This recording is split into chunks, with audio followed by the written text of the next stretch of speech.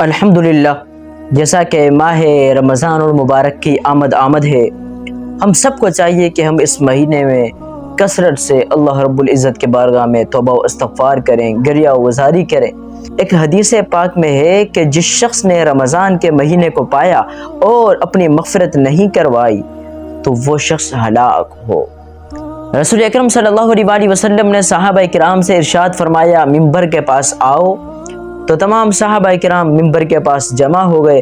اللہ کے نبی صلی اللہ علیہ وسلم جب ممبر کے پہلے درجے پر چڑھے تو فرمایا آمین، جب دوسرے درجے پر چڑھے پھر فرمایا آمین، اور پھر تیسرے درجے پر چڑھے پھر فرمایا آمین۔ تو صحابہ نے عرض کی، یا رسول اللہ صلی اللہ علیہ وسلم، آج ہم نے ایسی بات سنی جو پہلے نہ سنی تھی کہ آپ ممبر پر چڑھ رہے تھے تو درجہ چڑھتے اور آمین کہتے، حضور اس کی کیا وجہ ہے؟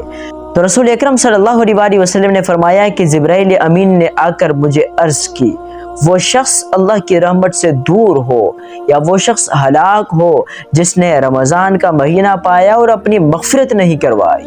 تو جب میں ممبر کے دوسرے درجے پر چڑھا تو جبرائیل امین نے کہا، جس شخص کے پاس حضور آپ کا ذکر ہو، آپ پر درود نہ پڑے، اللہ اس کو رسوا کر دے۔ میں نے کہا آمین۔ پھر جب میں ممبر کے تیسرے درجے پر چڑھا، جبرائیل امین نے کہا، اللہ اس شخص کو رسوا کرے جس نے اپنے والدین میں سے کسی ایک کو پایا اور پھر اپنی مغفرت نہیں کروائی، یعنی اطاعت و فرما برداری کر کے مغفرت نہیں کروائی اور وہ جہنم میں داخل ہوا، اللہ اس کو رسوا کرے۔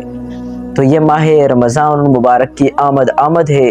تو پہلے جس شخص کے بارے میں حضرت جبرائیل امین نے بد دعا فرمائی، اللہ کے نبی صلی اللہ علیہ وسلم نے آمین کہا، وہ لوگ ہیں جنہوں نے رمضان کا مہینہ پایا اور مغفرت نہیں کروائی۔ لہٰذا عہد کر لیں کہ انشاءاللہ العزیز اس ماہ رمضان المبارک میں ہم اپنے گناہوں کی بخشش و مغفرت کروائیں گے اور کثرت سے اللہ کی بارگاہ میں توبہ و استغفار کریں گے اور روزے پابندی سے رکھیں گے، نمازوں پر ادائیگی کریں گے، صدقہ فطر بنتا ہوگا تو ادا کریں گے، زکوٰۃیں ہم پر اگر واجب ہوں گی تو ہم ادا کریں گے، اور نیکیوں اور خیراتوں کے کاموں میں بڑھ چڑھ کر حصہ لیں گے۔